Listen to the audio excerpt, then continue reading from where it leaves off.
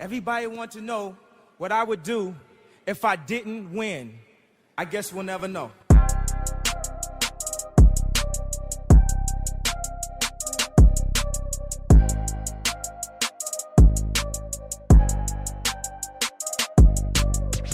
Imagine making a difference.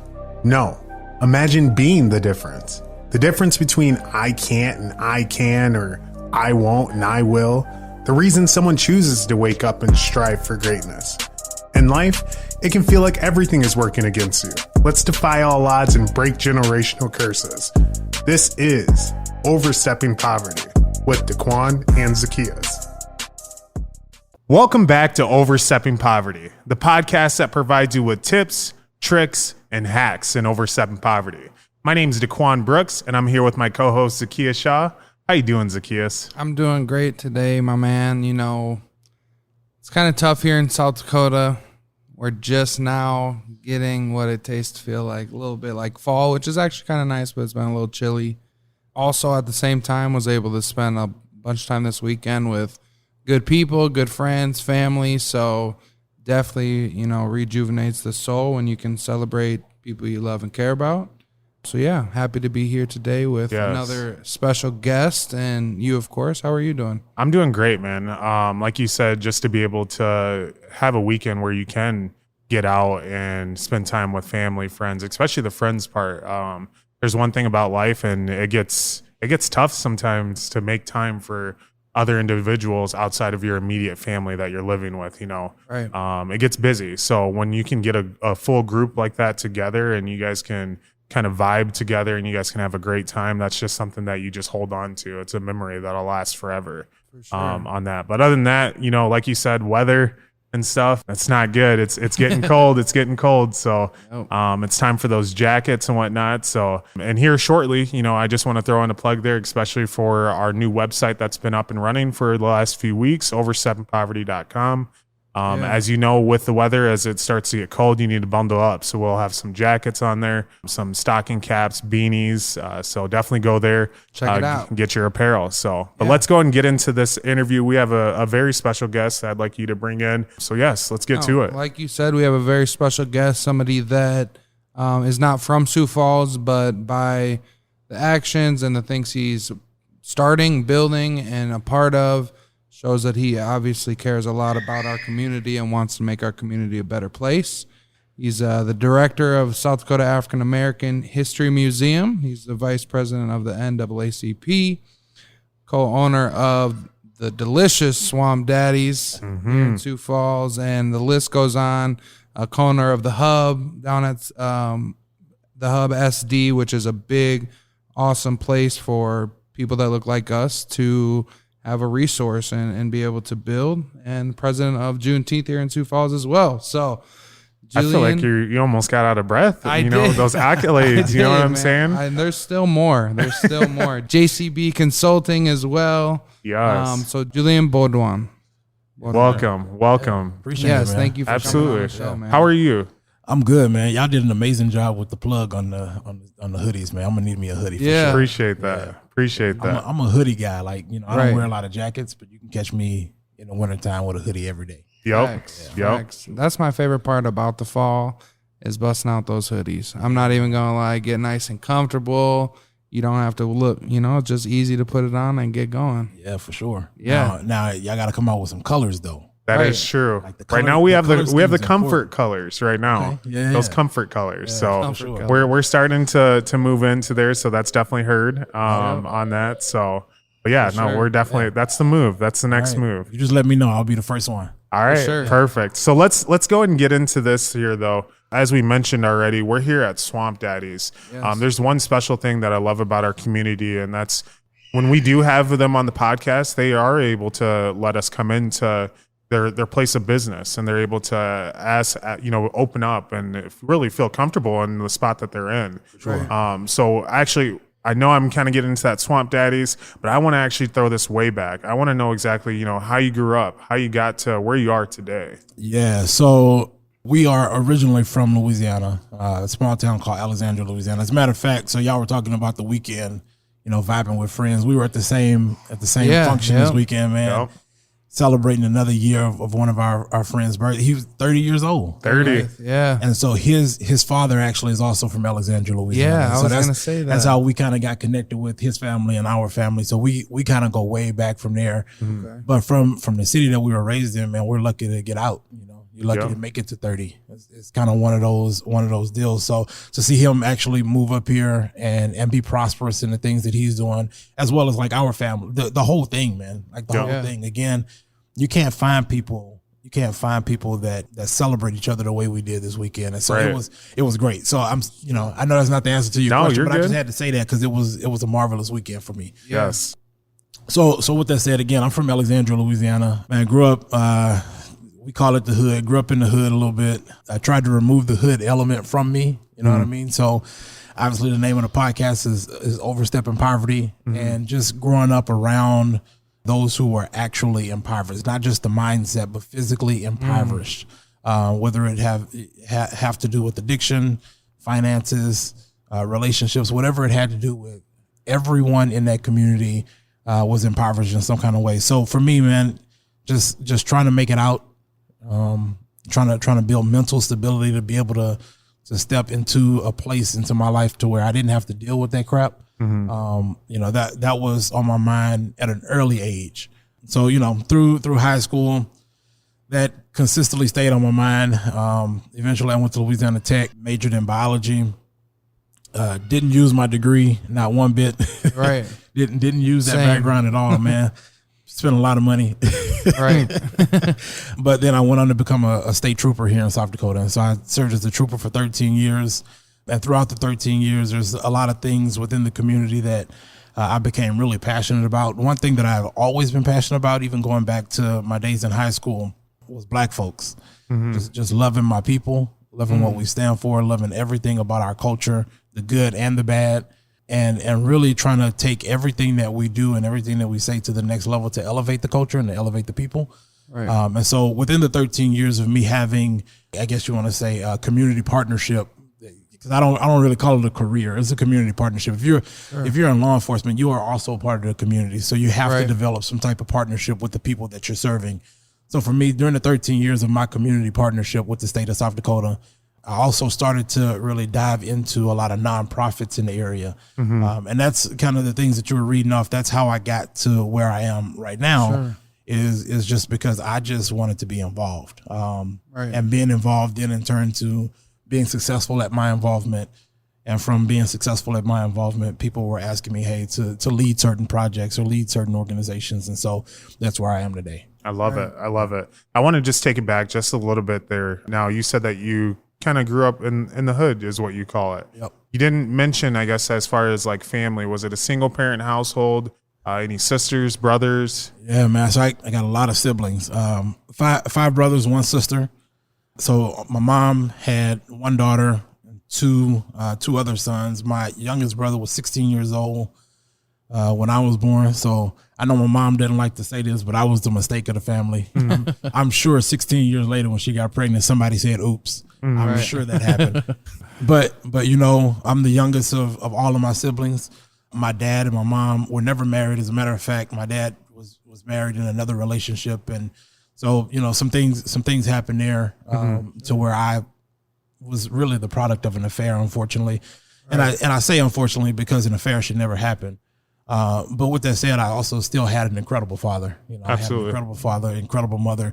Although personally they had to go through their own struggles with addiction.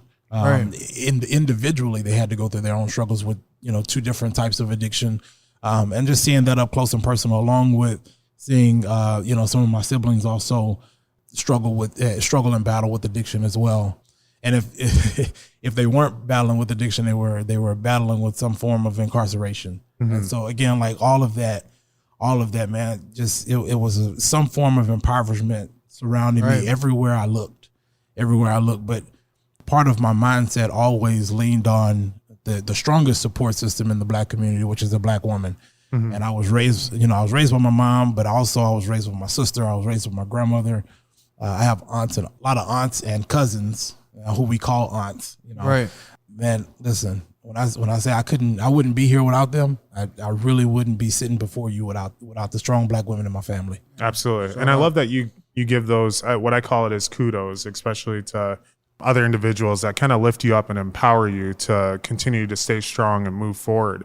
But there's one thing that I'm always asked, just because of how I grew up, and that's how you made it out, how you had the right mindset to continue to be positive, to want to do more and whatnot. So I have to ask you that exact same question, because it's not easy, especially when you're around that negativity and you can be engulfed into these things that will not do you justice, Yeah. So I want to know, like, how is it for you? How are you able to take that next step forward? Actually, it was easy for me. Yes, work comes into it, but things just fall into place at the right time. Man, God has a plan for everybody, number one.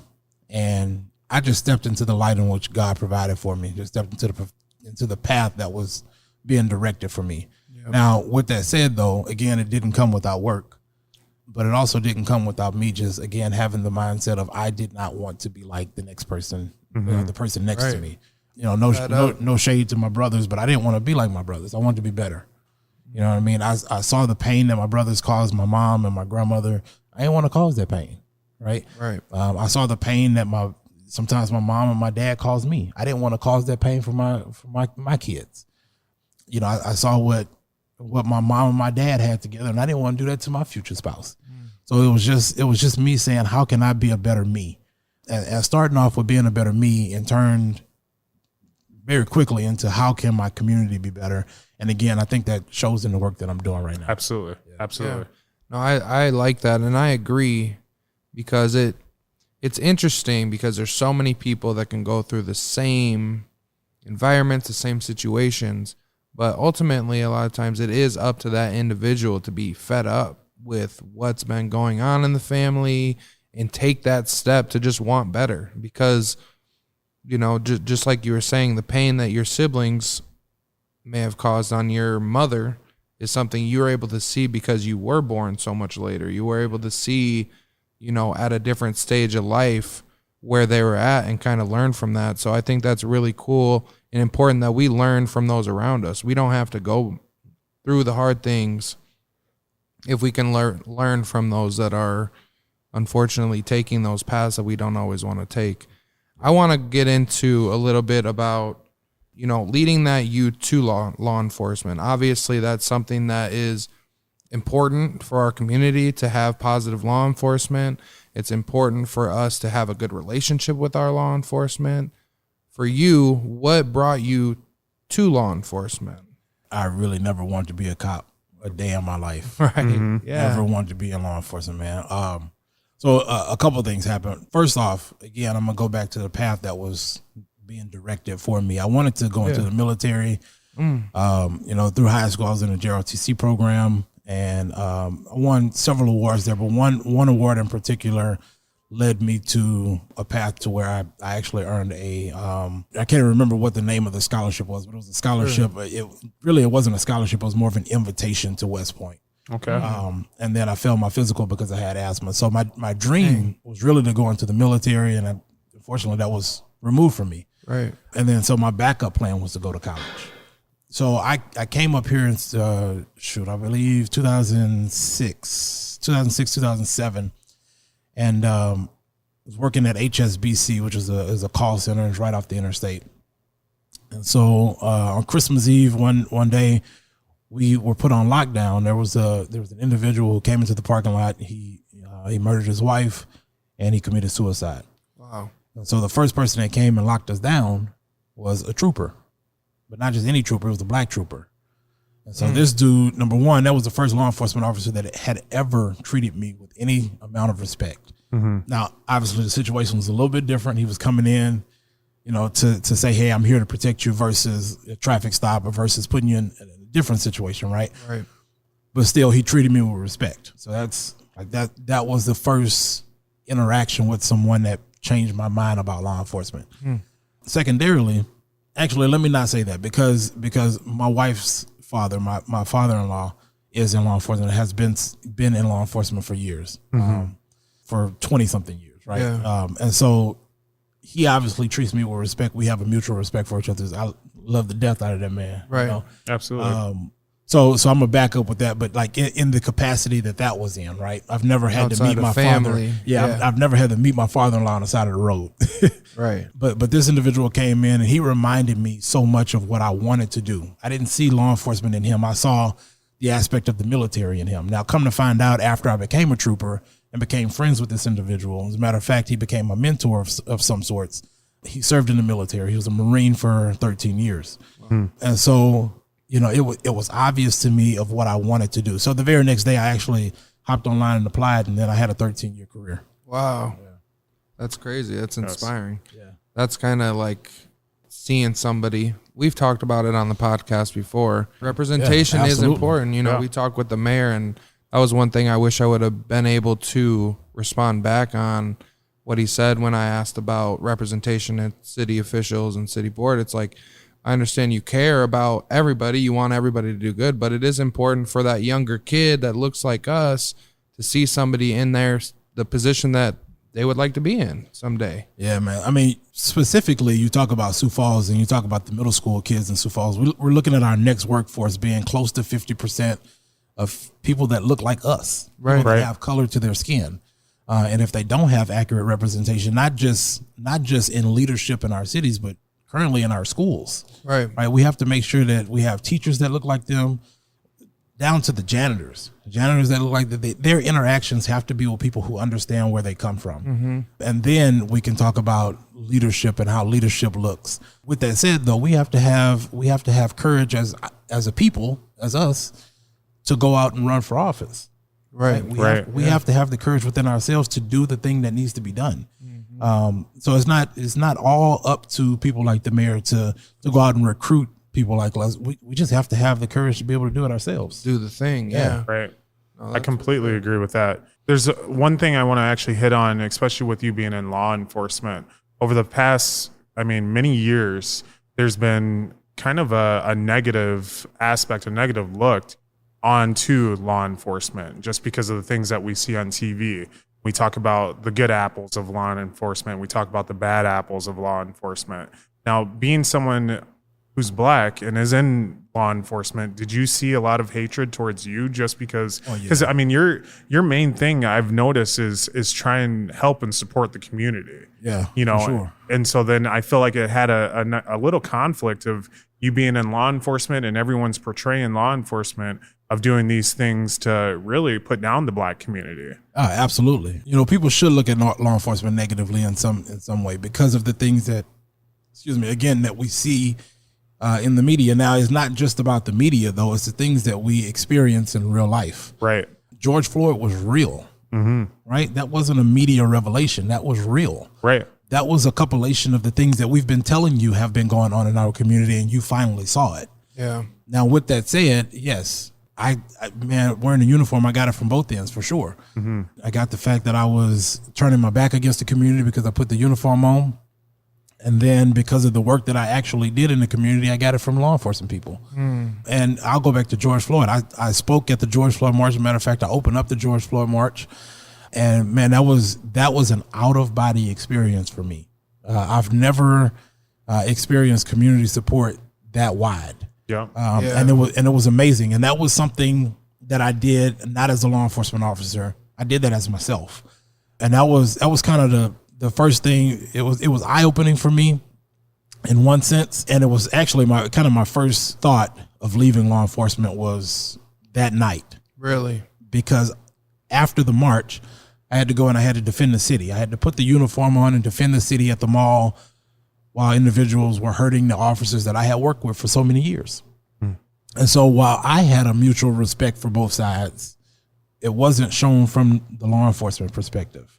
Right. I was left, I'm not going to tell you exactly where I was and who I was with and all of that, right? Because I don't want to give up names, but I was left almost on an island by myself that night. And nobody came and spoke to me. Nobody came and said a word to me. As a matter of fact, there were threats, death threats, threats of harm coming from individual spouses that I worked with. When those were reported, I was told that I put the target on my own back. Wow. And to a sense, I did. To a sense, I absolutely did. But when you talk about accountability for law enforcement, that's what we've been fighting for. And so if I am telling you that one of your officers happens to be black and happens to be getting death threats, you're not holding yourselves and those in uniform accountable. Well, that's what I've been fighting for. So it's time for me to go. It's time for me to look for another avenue. Absolutely. I can help my community in so many ways, to include continuing to serve in some capacity when you talk about law enforcement. Right. Yeah. How did you see that negatively impact you on the other side? You know, with the very community that you really dedicate everything you do for the most part to getting better and growing. What type of challenges did you face with that? Trust, for sure. Trust. And you know, to some level, it still remains that way. People, even though I'm, you know, not a law enforcement officer anymore, technically I'm still a law enforcement. I'm not with an organization. There's still an aspect of, oh, he used to wear the uniform. I don't know if I can trust him. Right. And so trust is built over time. I understand that, and I'm in it for the long haul. This is the type of work that people have. I'll use the word again. People have to have the courage to do, but people have to be committed to do it. You have to be dedicated to this type of work. There are going to be nights where you go home crying. Right. Right. I mean, there's nights where I've gone home and I've cried on my wife's shoulder because I just don't know what else I can do. I don't know how much more I can give. And I don't know what I can do to make people see the value in the work that I'm putting in. You know, I don't do this for fame. I could, but I don't. Right. I do it because it's valuable to our community. It's valuable to our people. And it hurts when people don't trust the work that you're putting in. Right. Right. And, you know, sometimes that's because of maybe they don't understand intent. Maybe they don't understand the work at all. And then sometimes I believe people are just afraid that your work might cause them problems. You know, Dr. King, and I'm not comparing myself to Dr. King at all, but Dr. King dealt with that, right? His approval rate amongst black people while he was alive was in the low 50%. Wow. Right? It wasn't that people didn't like the work that he was doing, but people were afraid that their lives were going to be harder because he was working so diligently. And he was in the face of white folks, you know, telling them, hey, my people need this. And then when the people have to go back to work, what do they have to deal with? They have to deal with the same white people that Dr. King was preaching to. And so there's an aspect of fear as well when you talk about, you know, just the connection between my work and the community that I work for. I was going to say, a lot of times when you are fighting for what you believe in, and we see it a lot, especially in today's media, where you have people that have their own thoughts or they are fighting for something and they get villainized because they're standing up against the status quo. They're standing up against what has been so normal and common for so long. And then it seems like over time, you know, like an MLK or a Malcolm X, it's like, oh, they actually did have a point. Like they actually were doing something that was important. And I think it's because people have such short-sighted vision when it comes to things. Like, you're doing something to make a change that realistically might not make the full change that you want to see until you're gone, right? Like you might not even experience the change you want to see, but the hope is that maybe your children will or their children will. And over time, making society a better place for everybody. It's hard work and it doesn't happen overnight, but I think you're right. It does take the courage to stand up against what can feel like the world, I'm sure, and still keep going. I wanted to talk and get into another piece because, you know, you just talked about it now with going home and being emotional and just trying to understand why, you know, and then just everything that you've gone through.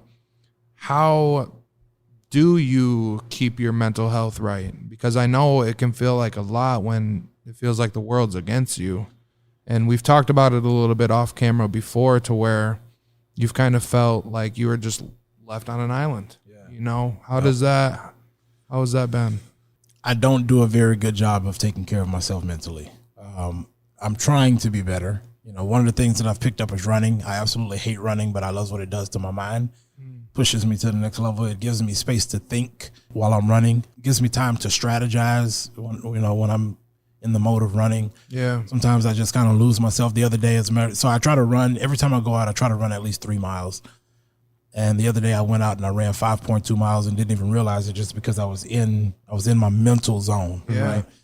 And so first off, the weather in South Dakota didn't allow me to get out and run every day. That's a problem in itself. Yeah, exactly. But you know, just being busy, sometimes just being busy with life doesn't allow you to get out and do the things that's necessary. And, you know, I talk to, it's kind of like calling it, what do they say, calling the kettle black? Yeah. The pot calling the kettle black. I talk to my wife all the time about, hey, I know this restaurant is a great thing that you've built. As a matter of fact, I'm just gonna plug my wife a little bit. This is the largest black owned restaurant in the state of South Dakota. Wow. Shout out Swamp Daddies. Yeah, and you know, it started off with my mother and my wife put a lot of sweat equity into this thing. Yeah. A lot of love, and she is grinding every single day to make sure that we keep the doors open at Swamp Daddies. So hats off for sure to my wife for all the work that she's putting in, but sometimes she also forgets to take care of herself. Right. And so I push her. I mean, even if it's the small things that she enjoys doing, just go get your nails done, you know, go get your hair done, go get a massage, like the very small things that she just needs to relax a little bit. She declines to do it for herself. Right. And so as I preach that, I also take a step back and see that I decline to do the things that I enjoy doing for myself, right? Because after work, there's still family. Like, you still have to be there for your spouse. You still have to be there for your kids. I still have a mom who just turned 75 that needs me, you know, along the way every now and then. Yeah. I still have to support my brothers and sisters from time to time in the things that they're doing. My sister is currently in school. Again, hats off to another strong black woman doing her thing. She's currently in school going to get yet another degree. Shout out to her. Yeah, for sure. And listen, I keep giving credit where credit is due to other people, but black women, man, how do I stay strong mentally? It's the black women of my life. It really is, because I can't do it for myself. Black women are the most educated group of women on this planet, not just in the United States, but on this planet. And so, you know, feeding into the wisdom and the education that the black women around me have provided makes me think differently about the things that I'm doing. It makes me prepare differently, makes me strategize differently, and it gives me hope to work harder than I ever have worked before. Right. So when you talk about like what I do to really maintain the mental space or the mental capacity that I have, I don't do it alone because I'm incapable of doing it alone. So I really rely on the people around me to help me with that. Yeah. Thanks for sharing that. Absolutely. Well. You know, you talked about trust, and trust is something that, I mean, once it's gone, it's really tough to get back. And I've seen you work tirelessly, you know, to try and gain the trust of the community.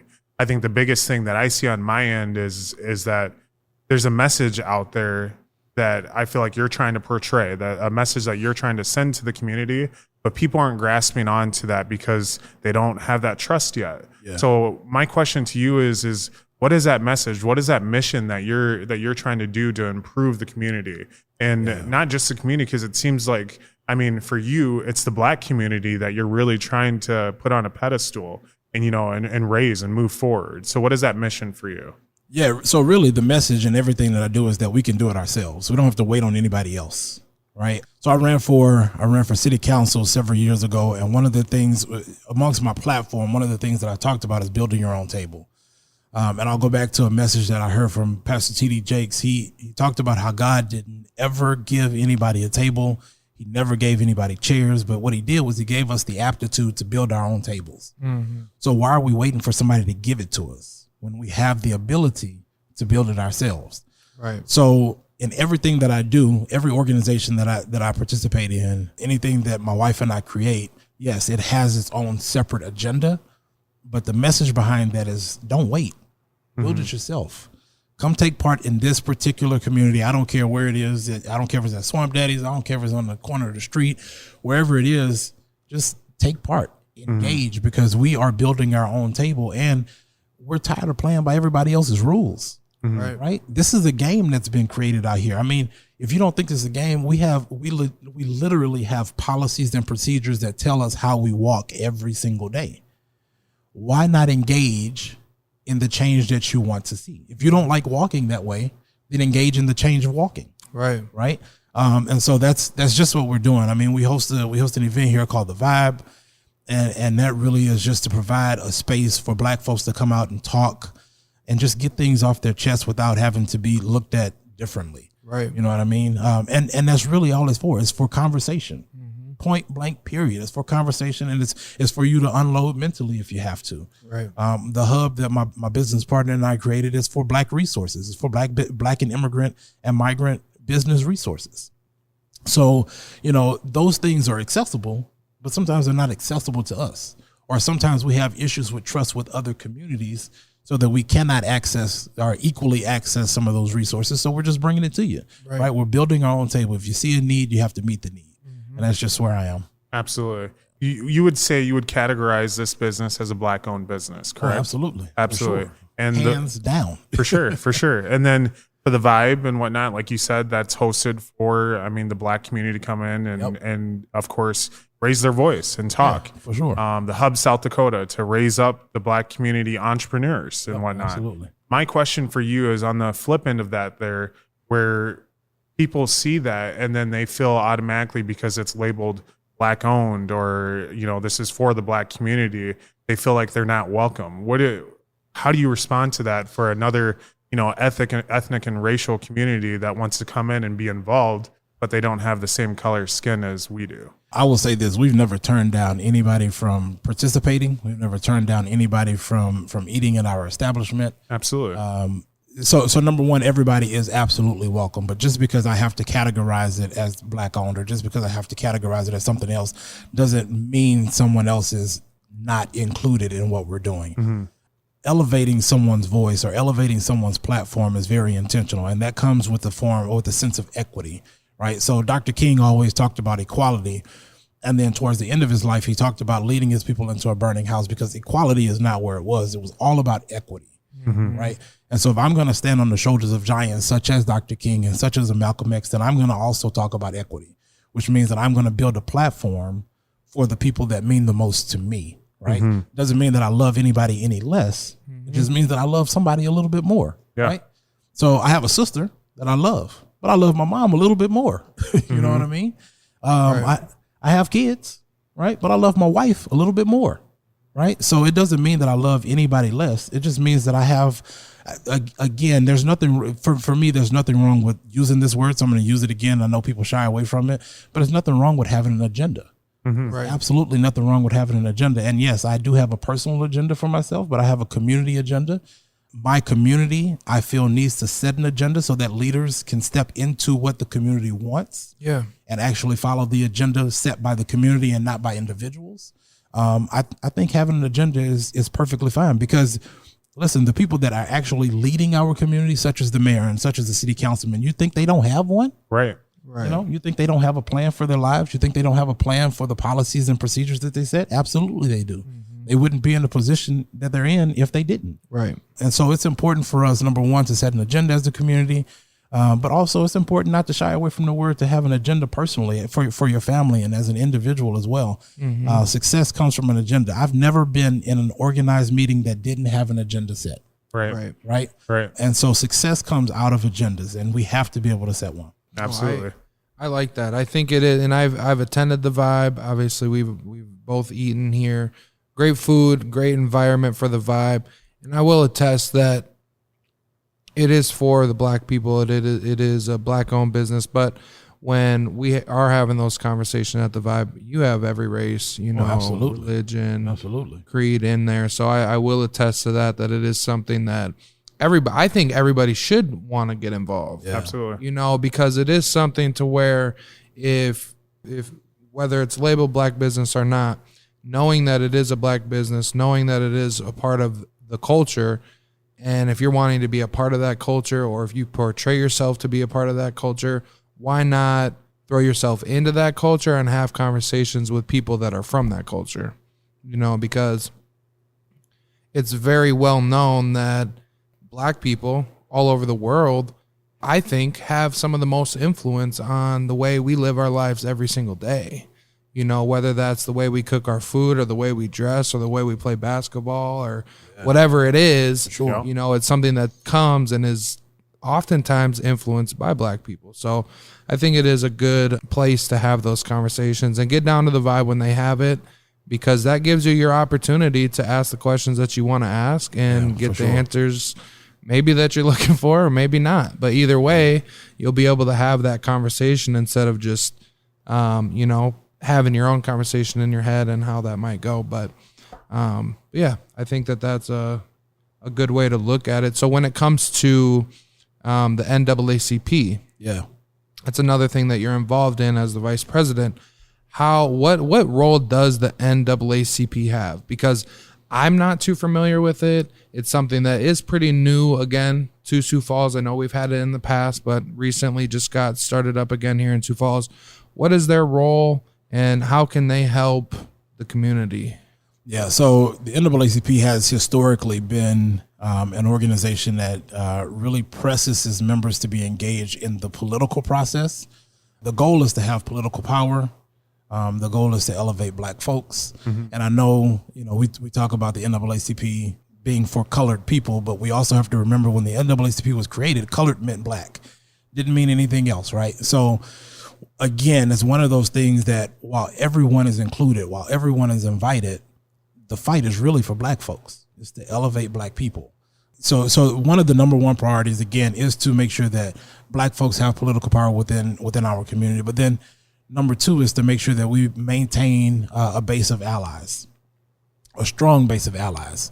And allies come in every shape, form, fashion, which again is why everyone is invited to the table to participate and engage in the process of change and in the process of equity. Yeah. So here in Sioux Falls, particularly with the new branch that we've created, or really the re-imaging of the new branch that we've created, we're still trying to figure out what our role is in the community. We know that it's necessary, so we started it. Langston Newton is our current president, and he came to me, I don't know, probably a year and a half or so ago, maybe even close to 2 years ago, and said, "Hey, man, I really want to know what it takes to start a chapter of the NAACP." His family is involved in NAACP in another state. He has some history there, and he saw the benefit to the community from a family perspective. Sure. And so with that said, him and his life partner began to really dig into what it took to rejuvenate our chapter. And so they did a lot of work to bring the chapter back.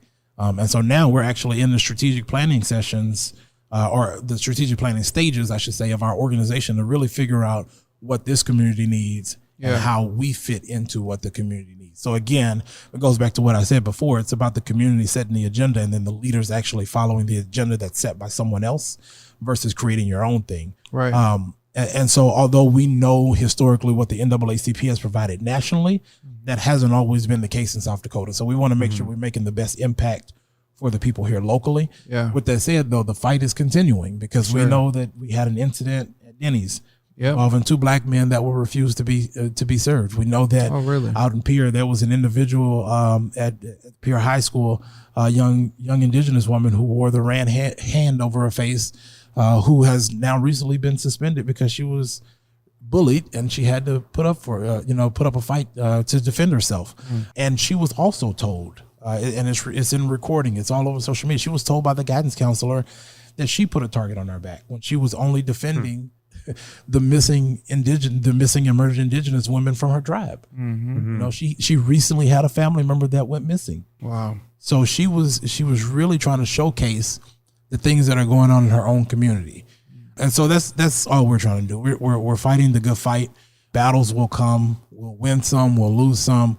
But with an organization like the NAACP, we really have support nationally, and hopefully very soon we'll have tons of support locally to where we have a strong foundation to just continue the fight, no matter if we win and no matter if we lose. Absolutely. And if there's someone that wants to be involved in this, can you tell us exactly how do we get involved in the NAACP? Yeah, so social media is really our big platform right now. Sioux Falls NAACP 412-B is our local chapter number.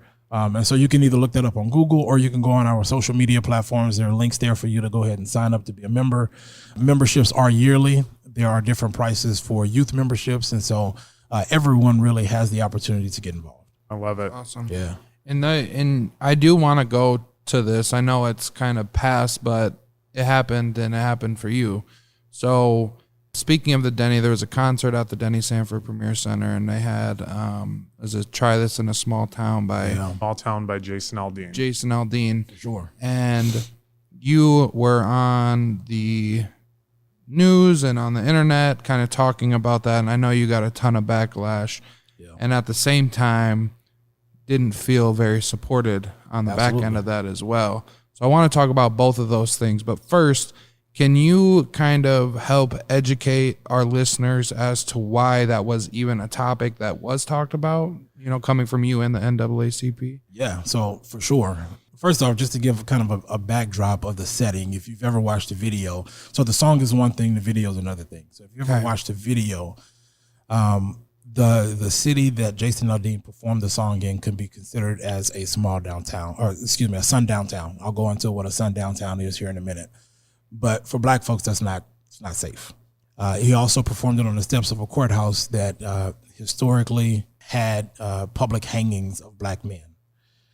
He also had, shots within his video of black people protesting. So it really gave the image of Black Lives Matter going against the police, right? So the imagery is going to be very important. The imagery in the video really set it up to be black against white. Mm-hmm. Right. He did that, not us. Divisive. Yeah, very, very divisive. Jason Aldean did that, not us. It put our community in position to be very defensive. Now, I never want to be defensive. I always want to be, ahead of the game. You always want to be strategic, because that's really the best method of creating your own narrative or designing your own story, is to be ahead of the game. But Jason Aldean put us in defense mode. So that was part one. Part two is Governor Noem invited Jason Aldean to perform on the front lawn of the governor's mansion, knowing all of this happened. Now, here's how we tie it in very, very locally. Canton, South Dakota was considered a sundown town, and in some ways still is. And so what is a sundown town? It's a town that in the 50s and 60s and maybe even early 70s, that black people just knew that when the sun went down, you cannot step foot in that city, because you would be hung on the steps of a public, a public place. You just didn't feel safe going into it, because you'd be killed. Right. You'd be killed. And so all of those things came together to us to say we needed to say something.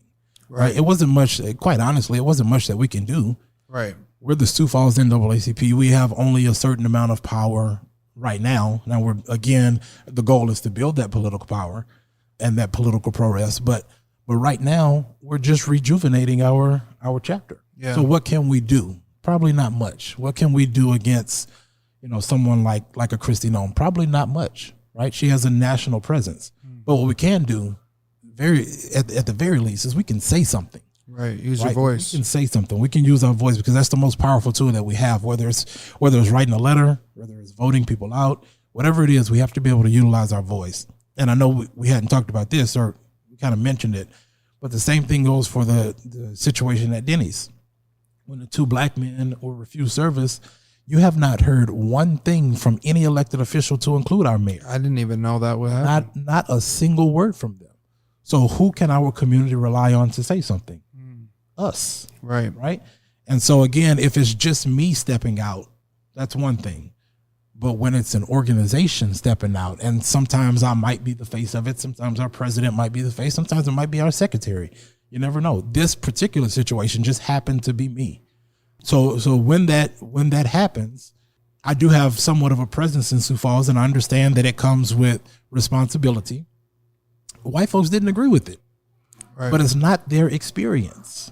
It's not their experience. It's our experience, and we have to be able to, at some point, we have to be able to take a step forward and, again, be courageous enough to face the adversity and say, I'm doing this whether you like it or not. Right. So that's kind of where I am with that. Now, particularly to your question, when you said, the lack of support, here's what bothered me. Again, we have the backing of an organization in the NAACP, and we know what we're fighting for. As a matter of fact, we had a general body meeting, and it wasn't just a singular idea to write a letter. Right. This was over 100 people that decided to do this. Mm-hmm. This was a community of people that said we need to say something. So we did. And then the backlash from everyone who disagreed with it didn't come with the support that I thought should have came, because people weren't attacking the NAACP. People were attacking Julian. Right. And at that point, if you have a leader that is bold and courageous and willing to stick their neck out on the line, then you need to also be bold and courageous and willing to stick your neck out on the line for them, right? There's a level of wrapping your arms around the people that are working for you that in my opinion needs to happen. And it really doesn't happen often in this community until we face real adversity, right? Or until it's too late. Right. And I don't want to be in that situation. I don't want to, I'll go back to when I was working in law enforcement, being a trooper and having the spouse of a trooper threaten my life, and then saying that, having the organization saying I put the target on my own back. Well, what happens when when now I don't have the protection of the uniform, right? And something actually happens to me, or something actually happens to one of the leaders that are fighting for this community. Now it's too late to wrap your arms around them. Now all you can do is hope and pray for their family that they find comfort, right? I don't want to be in that position, and I really don't want anybody else to be in that position either. Right. That's something that we really shouldn't even have to think about, right? Because we have enough people here that can wrap our arms around each other to say, I love you enough. I love you enough. Maybe I don't know you, but I love you enough to see the work that you're doing and appreciate the work that you're doing, that I'm not going to let anybody else treat you poorly. Right. Point blank, period. Yeah. Very well said. Very well said. I like that. Thank you for going into that, because I think that is something. I know it's kind of past and that's not in the headlines and stuff like that, but it is important to talk about, because that is something that happened and impacted you and impacts a lot of people that may not know about it. So. Absolutely. Absolutely. Now, I do just have one last question here, because our biggest thing is education, to provide another way out for another individual that is listening to this podcast, and they're learning from each individual that's on there something, just even a little piece that they can take forward to help them build their own legacy. So my question for you is when you hear overstepping poverty, what does that mean to you? I still don't know, because I'm still trying to overcome poverty myself. I think you can look at it both ways. Overstepping poverty could mean really just changing your mindset. Again, like living, for me, living around a lot of individuals who were impoverished, but having the faith to believe that they could outgrow their situation in the same environment that they were in, right? Like, so it's crazy. You go into the hood and you see the drugs, you see a liquor store, see a check cashing place, and then what else do you see? A church, right? So all of the hope is gone through the week, but then on Sunday, everybody's going to church, right? To try to build back up that hope. And so what does that tell you? That tells you that we have a strong mindset already. So for me, it doesn't come necessarily with a change of mindset. It just comes with a change of strategy, comes with a change of policy, which is why I fight so hard for us to be engaged in politics, is because we have to be able to write the rules to our own success. And so when I think about overcoming poverty or overstepping poverty, I really think about the process of engagement to create a path to your own success, whatever that may look like. If it's changing mindsets, if it's changing ways financially, if it's changing relationship statuses, whatever that may be, you have to be able to create it yourself. But you can't wait on anyone to give you a roadmap, right, to what that is, because it looks different for my family and it's going to look different for yours. Right. Yeah. Absolutely. So now we can open it up to what is called roundtable. Okay. I want you to go ahead and if you have questions for us, get those out on the table. We'll get those answered. We can go from there. Yeah. So, one of the things that I really was thinking about when you talk about overstepping poverty is that Black folks don't have money, right? So we can go back to faith. We can go back to hope. We can go back to even the relationships and the mindset. But bottom line is we don't have money, right? We are on the bottom tier in this country. And so what is overstepping poverty to you when it comes to specifically the Black community, and what are the values in maybe some of the guests that you've had in the past that you would take away from them to say, this is what I can bring back to my community? Absolutely. And if you don't mind, I'll answer that first here, Zacchaeus. But one thing that you can take away from each guest that we have on is, and we say it every time, it starts with perspective, and then also leads into knowledge. There's one thing that I know, that if you want to make money, you have to be educated into whatever specialized field that you're in to really make money, and also you have to be able to have a good group, around you as well. Your network. I can tell you this, your network is your net worth. The more people that you know that is on the same mindset as you to make that money, to be able to go and get an education and do better for yourself, for your family, I can promise you're going to follow those same steps. So every person that we have on, they may not be the same skin color as us, but I know that they all have the same mindset as we do, that they want to continue to educate and have other people follow after them. And they're not going to be, they're not going to be gatekeepers. They're not going to, if someone was truly wanting to do better for themselves, that every single person that we have had on, you can go up to them and you can ask them specifically, hey, I need a resource to help me with this. Where can I go? And I can promise you that every person that we've had on will have a helping hand and lead you in the right direction. So that's what it is for us, for Overstepping Poverty. That's what this entire podcast is about. It's a full network that we're allowing other individuals to tap into. So every individual that comes on and they're vulnerable and they're speaking on how they came up, how they grew up, and how they became successful, we just provided you with a ton of steps that you could just do the exact same thing. And if you don't want to do exactly their way, you can take a piece from what they said or how they moved to get to where they're at, and you can make it your own and do it for yourself. Yeah, for sure. Yeah, I like that. I would say, you touched on both of what I would say. When you mentioned Martin Luther King, when he talked about equality versus equity, I think equity, 100%, when it comes to, not having money, just starting there. Me in the field that I work in as a loan officer helping people buy homes, I help people buy homes with very little money very often. Yeah. When it comes to, and it kind of falls in line. If you don't have money, oftentimes your credit is not where it needs to be to obtain a loan or to make money. Yep. So that's also something that, I help with, is help people get their credit where it needs to be so they can get into these programs and get this down payment assistance for a house. And the other part is building your own table, kind of like you talked about. I mentioned that when it comes to this podcast, that's what this whole podcast is us building our own table. Where we both come from places, different backgrounds. All three of us come from different backgrounds, yet we're sitting at the same table. And I would consider each person here successful at what they're doing. You're providing for your family, you got a roof over your head, and success is different for everybody. But it is taking accountability of yourself. It's taking accountability of where you're at. Daquan going through foster care, growing up, he could have just folded and threw in the towel. You could have thrown in the towel based off the environment that you grew up in.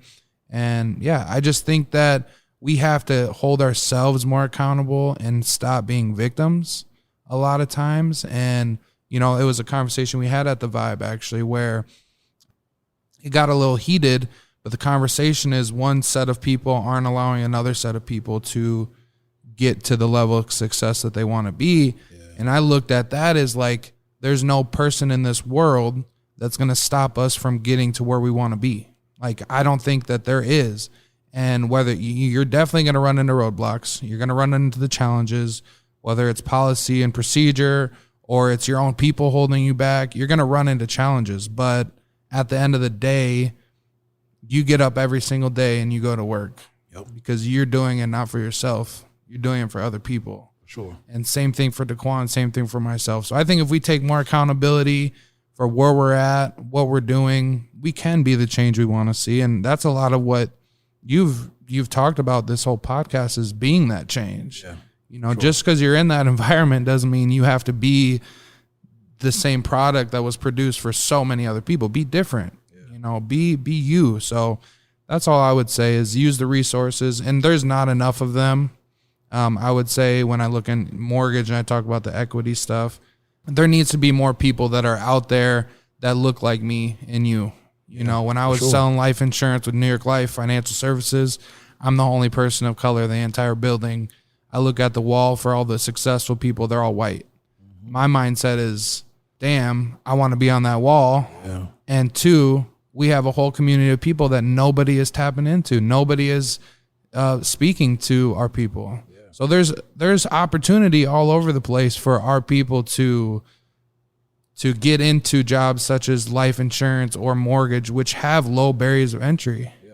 You know, you don't have to go get a degree to become a loan officer. Right. One of the most the person that owns the Phoenix Suns is a mortgage loan officer.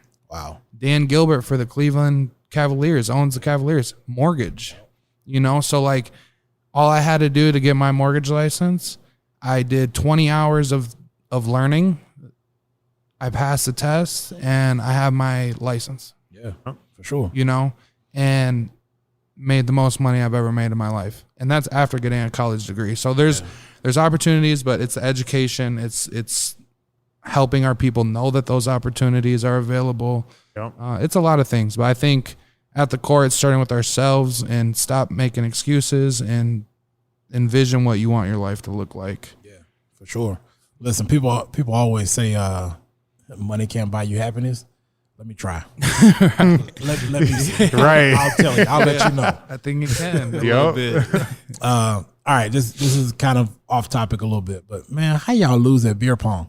Oh man, no way. You're not supposed to bring all that. Listen. Never lost. Listen. And it's funny because, you know, the New England Patriots, they went undefeated the entire season. Everyone was boasting about them. They're the team to beat. They're the team to beat.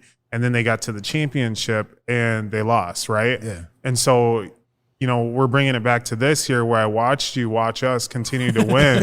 You know what I'm saying? We continue to beat people. And then we finally lost. And now you want to say so. Yeah. So which one of y'all is Brady and which one of y'all is Mouse? I'm Oh, lost. man. You're Brady. Yeah. Okay. Yeah. All right. That's fair. Okay. All That's I got to fair. do is Yeah. put my hand up. Nah, that's dope. No, we had a good time. I appreciate everything that you guys are doing for sure. What language can I use on here? Can I use a little language? Whatever Oh, yeah. language you Okay. would Oh, like. yeah. All right. So, not really a question, but just a thought that always comes in my mind. I think about Paul Mooney saying, you know, if you don't know who Paul Mooney is, he's a black comedian. He's a writer, really. He wrote for Richard Pryor. He wrote for Dave Chappelle. Like Okay. he's a legend. He's a legend. But he started kind of getting into some stand up. And one of the things he would always say in some of his stand ups is, everybody want to be a nigga, but don't nobody want to be a nigga. Mm-hmm. Right. And so you touched on earlier, like everybody wanting to really dive into the culture of being black. Well, being black is more than just culture. Right. Sometimes being black is exhausting. Sometimes being black is painful. You know what I mean? And so everybody sometimes wants to dive into our culture, but then when we talk about the things that hurt us, such as the Jason Aldean thing, then you want to shy away from us. Right. So with that said, I want to just appreciate the fact that y'all had me on this podcast, not in February, not for Martin Luther King Day. Y'all had me on before Halloween. Yeah. You know what I mean? Uh-huh. It's not often. Actually, I can't remember a time outside of me running for city office. I can't remember a time that I've been on a podcast that hadn't had to do with Black History Month, hadn't had to do with MLK's birthday, hadn't had to do with Malcolm X's birthday, right? People just want to hear the black person talk around the black topics, right? And I appreciate the fact that y'all got me on here just for me. So Absolutely. So thank you for that. Absolutely. And thank you for taking the time to come on the podcast, because it's not easy to always get up here for anybody and be vulnerable. You know, and time after time, we do have to be vulnerable. We have to put ourselves out there when we do want to be those change makers and make that change. And yeah, we need to be celebrated year round, baby. Yeah. Absolutely. Absolutely. You know, before we actually end this podcast here, I just need another plug from you. I really do, because like you said, we mentioned visual representation. I think all of us are doing that. You know, we're making it easier for someone of our color can look up to us and say, you know what, I can do that too. Yeah. You know, I haven't seen anyone that looked like me in that position, but I just saw him in there. So if he can do it, I can do it. So what I want to end with here is just 5 tips, tricks, and hacks that you can give to someone, whether they're young, your same age or even older, on how to overstep poverty? Yeah. So I think first thing is understand your situation. Know where you are, know where you come from. Knowing your history is really important. Mm-hmm. So know where you come from, understand your ancestors, understand their fight is going to be different than your fight. So that's number one. Just know your situation. Number two it goes back to what we talked about, just perception. Your perception will always be your reality. So if you can somehow, some way find the mental strength to change your mentality even a little bit. I'm not a Christian, but the Bible does say all it takes is the faith the size of a mustard seed. Yep. Right? So if you change your perspective just a little bit, change your mindset a little bit to where you have just that much oomph in you to change the things that are around you, I promise you'll start to see some success in your life. So that's number two. Number three is be ready for the obstacles because they will come. They will come. Again, I'm not a Christian, but I dig a lot into faith, and my grandmother definitely raised me in the church. So God gives us the strength to overcome mountains. So you think this little obstacle in front of you is going to stop your progress? No, Never. not at all. Not at all. You as an individual have the ability to overcome an entire mountain. There have been people who've climbed Mount Everest. Right. So what makes you think that this little thing in front of you is going to stop you, right? It won't. Promise you it won't. Number 4 for me is that just realize that, again, you have all ability within yourself. My sister is one that she worries a lot. And I tell her all the time, it's going to be okay.